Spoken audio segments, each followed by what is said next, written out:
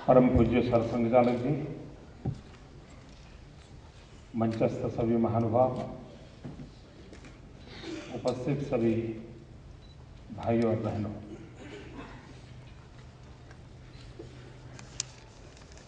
मैं डॉक्टर बजाज का आभारी हूं और आनंद प्रकट करना चाहता हूं क्योंकि गुजरात का ये स्वर्णिम जयंती वर्ष है और स्वर्णिम जयंती वर्ष में वांचे गुजरात ये हमारा एक बहुत सफल प्रयोग रहा है और उसी समय आप एक बहुमूल्य ग्रंथ फिर एक बार गुजरात के वाचकों के हाथ में दे रहे हैं, इसलिए मैं आपका साधुवाद करता हूँ, आपका अभिनंदन। वैसे हिंद स्वराज इस ग्रंथ का ये शताब्दी वर्ष है। अच्छा होता देश के अन्य संस्थाएं, भारत सरकार इस कार्य को अपने हाथ में लेती और 100 वर्ष पूर्व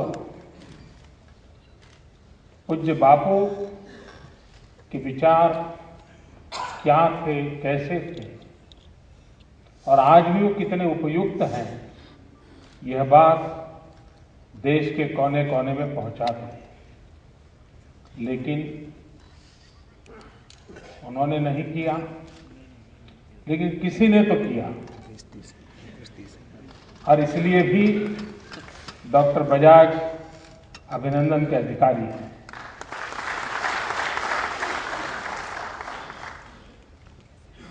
हिंद स्वराज पढ़ने का मुझे अवसर कई बार मिला है।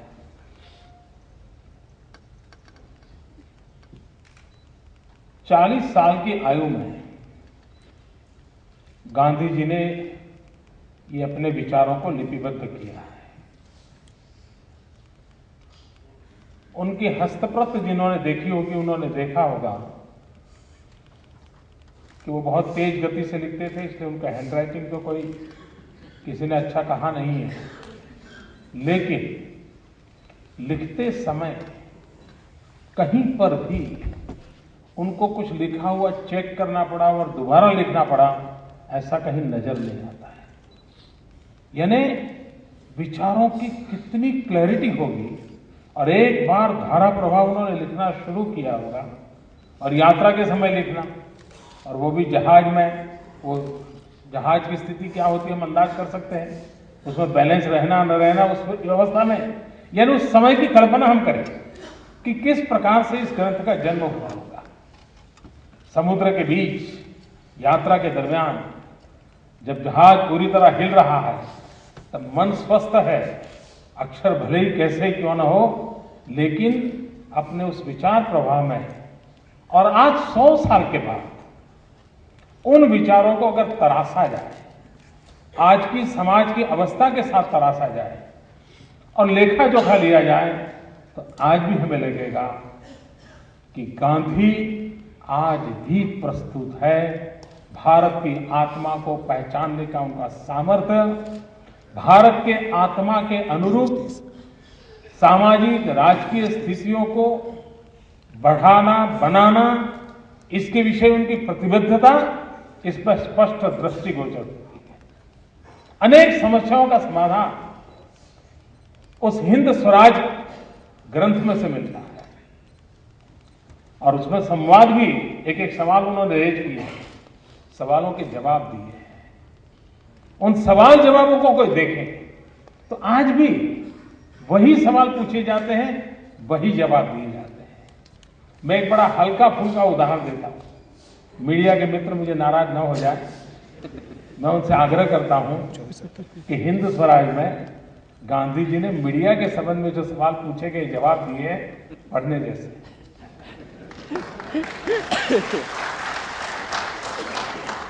और लोगों ने भी पढ़ने जैसे, क्योंकि कभी कभी सार्वजनिक जीवन में जो लोग हैं वो मीडिया के प्रति बड़े नाराज हो जाते हैं, आलोचना करते हैं, ये सब ऐसे हैं, वो वैसे हैं, वैसा हो गया, वैसा हो गया, ये सुनने को मिलता है, सब कुछ मिलता है। ऐसा नहीं है। 100 साल पहले गांधी जी को भी यही परेशानियां थी। तो ये कुछ बिगड़ गए हैं, कुछ बिक गए हैं, ये जो आरोप लगते हैं वो सही नहीं है। हिंद स्वराज में बड़े विस्तार से उन्होंने अपनी वेदना को प्रकट किया है। उन्होंने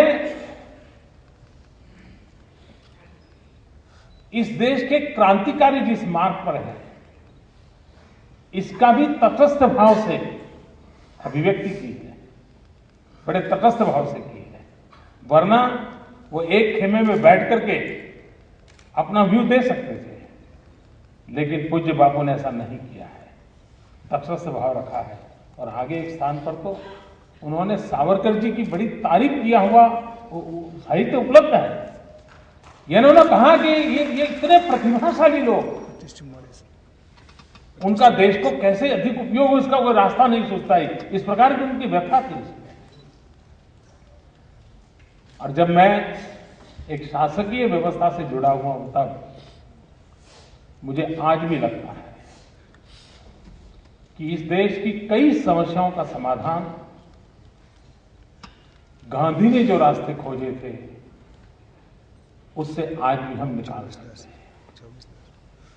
और मैं गर्व के साथ कह सकता हूं, गुजरात की वर्तमान सरकार, उसने गांधी आदर्शों को विकास के साथ जोड़ने का सफल और भरसक प्रयास किया है। अब कोई खादी की ही चर्चा ले ले। एक प्रकार से खादी यानी नेताओं का एक costume, special type of costume, इस तक उसकी सीमित रह गया है। उससे अधिक उसका कोई, यानी राजनीति करने के लिए हिस्सा वही बन गया। गांधी ने उस अर्थ में खादी को नहीं लाया था। आज अगर एनवायरमेंट की दृष्टि से खादी को देखें, अगर मिल के अंदर कपड़ा तैयार होता है तो 1 मीटर कपड़ा तैयार करने में 5 लीटर से अधिक पानी का उपयोग होता है, और खादी से होता है तो आधे लीटर में हो जाता है। अब ये उस समय गांधी की सोच देखिए, आज एनवायरमेंट की समस्याएं देखिए, पानी का संकट देखिए, तो उसका जवाब वहां था। हमने सरकार में आग्रह किया कि कहीं किसी को स्वागत करेंगे, रिसीव करेंगे, तो हम सरकार में मंच पे खादी का हैंडकरचिप देते हैं। अब निर्णय तो बहुत छोटा है, लेकिन उसके कारण खादी की बिक्री में एक बढ़ावा शुरू हुआ। हमने कार्यक्रम शुरू किया। 2 अक्टूबर को भारतीय जनता पार्टी के सभी कार्यकर्ता और सरकार के लोग भी जुलूस निकाल करके खादी खरीदने जाए। अब हम लोगों को ये नहीं कहते कि आप खादीधारी बनो, हम कहते हैं आपके घर के अंदर 10 प्रकार के कपड़े हैं, एक खादी का भी होना चाहिए। और उसका परिणाम ये हुआ है कि हमारे यहां 40% खादी विक्रय में वृद्धि हुई है, 40% इंक्रीज। अब गांधी विचार को जिंदगी भर जिन्होंने गाया बजाया,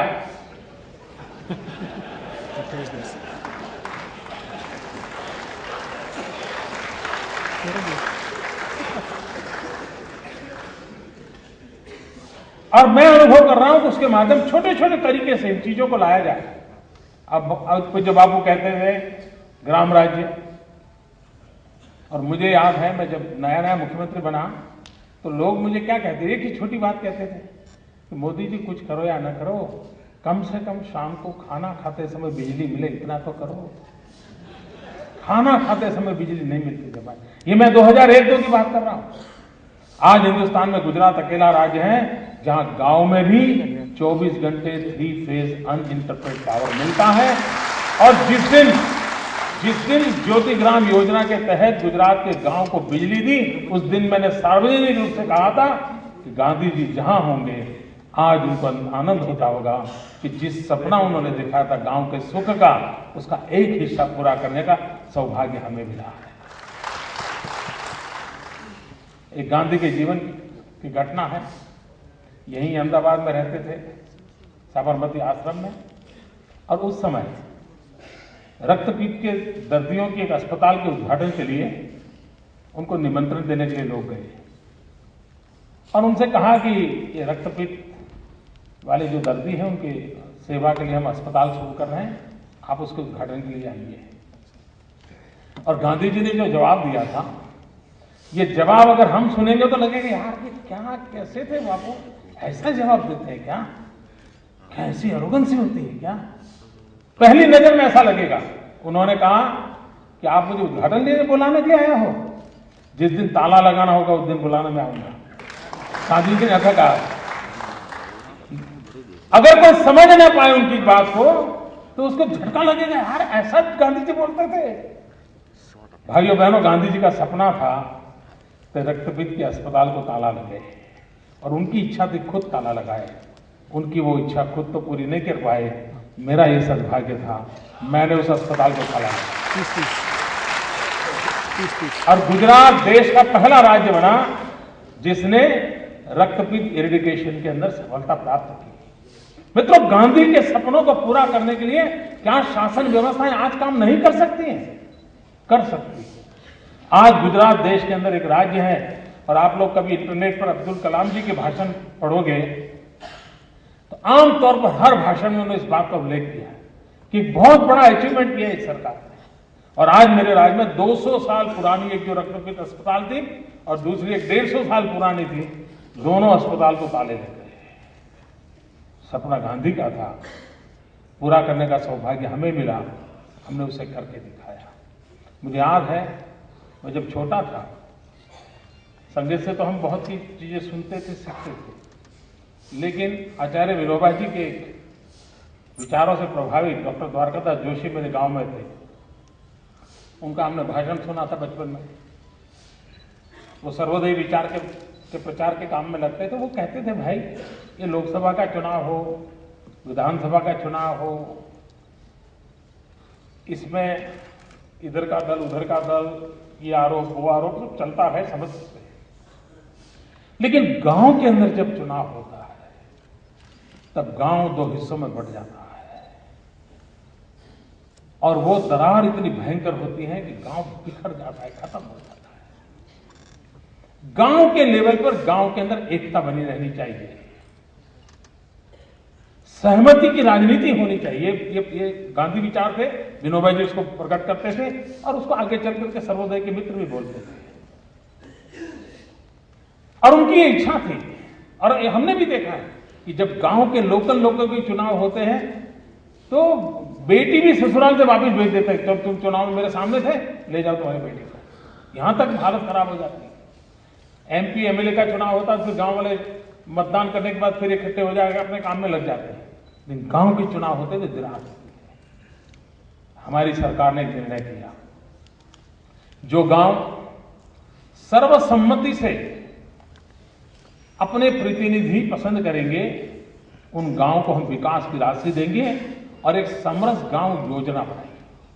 और आपको जानकर के खुशी होगी, राजनीति को इतना भद्दा माना जाता है, इतना बुरा माना जाता है, ऐसे माहौल में गुजरात के अंदर, और मुझे याद है मैं 7 अक्टूबर को शपथ लिया था, 11 अक्टूबर को जयप्रकाश नारायण जी का जन्मदिन था, 11 अक्टूबर को मेरी पहली प्रेस कॉन्फ्रेंस थी मुख्यमंत्री के नाते, और उस दिन मैंने ये समरस गांव योजना घोषित की थी, क्योंकि उसके तुरंत बाद हमारे यहां करीब 7-8 हजार पंचायतों के चुनाव होने वाले थे।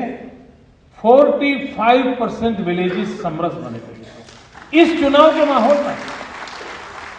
और उसके बाद ये निरंतर प्रयास चलता है, 55-60% तक सफलता प्राप्त हुई है। और अनुभव ये आया कि विकास राशि का जितना खर्चा होता है, चुनाव कराने के जो खर्चा होता है उससे वो कम होता है, पैसे बच जाते हैं। यानी गांधी विचार को कैसे आज भी लागू किया जा सकता है। गांधी जी प्रकृति प्रेमी थे, पर्यावरण की बड़ी चिंता करते थे। जब साबरमती आश्रम में थे, हमने उनकी घटनाएं पढ़ी थी। कोई अगर ज्यादा भी पानी उनके प्याले में डालता था तो डांटते थे, पहले पूछो भाई, आधा पीने वाला पूरा पीना उतना ही डालो। यानी पानी, अब उस समय तो साबरमती बहती थी, पानी 24 घंटों उनके सामने था, लेकिन गांधी जी को दूर तक दिखता था कि कभी इसे बालू दिखने वाली है। और इसलिए वो कहते थे भाई पानी जितना जरूरत से ज्यादा उपयोग, इतने वो यानी प्राकृतिक संसाधनों के रक्षण के लिए इतने सजाग थे। उस काम को वो कहते थे। गुजरात के अंदर चेक डैम का एक अभियान चलाया, जल संचय का एक अभियान चलाया। पूरे हिंदुस्तान में वाटर टेबल नीचे गए हैं। अकेला अपवाद गुजरात ऐसा है कि जहां 5 से 7 मीटर तक पानी के वाटर टेबल ऊपर है। विचार बीज गांधी ने जो कुछ भी कहा था, आप एक एक चीज को देखिए। वो प्रकृति प्रेमी थे। गुजरात दुनिया के अंदर गुजरात अब सोलर एनर्जी का हब बन रहा है। सूर्य शक्ति से उत्पादित बिजली का ये दुनिया का कैपिटल बनने जा रहा है। प्राकृतिक संसाधनों का कैसे उपयोग करना, उसका जीवन के अंदर किस प्रकार से जोड़ना, इन सारी चीजों को लाने का प्रयास गुजरात की धरती पर हुआ है। अभी एक महात्मा मंदिर हम बना रहे हैं। गांधीनगर तो बहुत पहले बन गया, लेकिन गांधीनगर नहीं आए। उस त्रुटि को पूरा करने के लिए महात्मा मंदिर बना रहे हैं। वहां एक गांधी गार्डन बनाने का सपना है। 365 दिन की 365 गांधी के जीवन की घटनाओं को कोई भी व्यक्ति वहां आए तो गांधी को समझना उनको सरल हो जाए, ऐसा एक गांधी गार्डन बनाने की योजना वहां पर हम कर रहे हैं। मैं मानता हूं कि आज भी अंत्योदय की चिंता करनी हो, गरीब से गरीब व्यक्ति की चिंता करनी है। जैसे हमने एक योजना बनाई श्रमयोगी, हर गांव के आखिरी छोर के सबसे गरीब 5 परिवार को सिलेक्ट करना और उनको गरीबी की रेखा से बाहर लाने का प्रयास करना। लगातार इस काम को करते रहते हैं। हर वर्ष ऐसे 5 परिवारों को टारगेट करके सारी सुविधाएं उनको देकर के उनको गरीबी। अब ये गांधी जी के अंत्योदय के सपने थे, आखिरी छोर के व्यक्ति की चिंता करने के सपने थे। उन सपनों को पूरा करने का प्रयास और हिंद स्वराज में जो सपने उन्होंने देखे थे। देश की आजादी को तो बहुत साल हो गए, लेकिन मुझे विश्वास है कि अब शायद उन सपनों का सही होने की संभावनाएं पैदा हुई है और हम प्रतिबद्ध हैं कि भारत के विकास के लिए, भारत की आत्मा को सुरक्षित रखते हुए भारत का विकास, भारत के आत्मा को नोच करके हम भारत का विकास नहीं कर सकते। और वो करने की कोशिश करेगा तो भी विफल हो जाएगा। और आज तक की विफलता का मूल कारण भी वही है कि भारत की आत्मा को नोच करके प्रगति करने का प्रयास किया गया। हिंद स्वराज में भारत की आत्मा की जो चर्चा हुई है, इस देश की संस्कृति की विरासत की जो चर्चा हुई है, उस विरासत के साथ हम आगे बढ़ने का प्रयास कर रहे हैं। और जिस संस्कारों को लेकर के हम पले बढ़े हैं, हमारा सौभाग्य है, हमें एक संस्कार धारा से निकलने का अवसर मिला है। और इस प्रकार के विचारों का जब लाभ मिलता है तब, और जब सेवा का अवसर मिला है तब, उन सबका त्रिवेणी संगम समाज के हित काम आए, उसी बात को लेकर के कर रहे हैं। आपका बहुत बहुत धन्यवाद।